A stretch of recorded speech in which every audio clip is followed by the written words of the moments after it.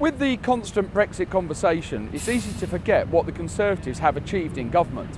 We've actually run a sound economic policy for the last 9 years, where we took on one of the biggest post-war debts this country's ever seen, putting us on a par with countries like Greece that ultimately had to be bailed out.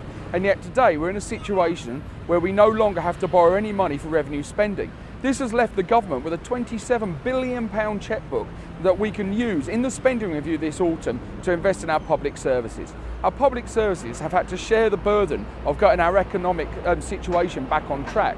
However, we have already outlined a 10-year plan for the NHS, one of the first things to be done in history, and £20 billion of extra spending.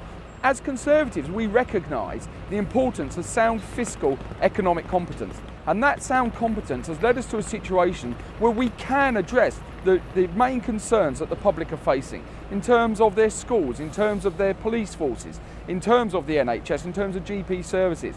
But we know that you cannot just keep writing cheques and borrowing the money. Labour's plans would borrow an extra £1 trillion, which would plunge this country back into the worst debt we've seen, way beyond that achieved after the economic crisis, in a period where that is totally unnecessary. We don't need to raise taxes. We can actually invest in our public services because of the way we've run the economy. We should be proud that as Conservatives, we are doing what is right for this country and the ability to move it forward. So yes, we are struggling through difficult times and we must deliver on the will of the people for the Brexit outcome. But at the same time, we must be proud of the fact that it's this government, this party, that has put this country on a sound footing, and we should go out and sell that message.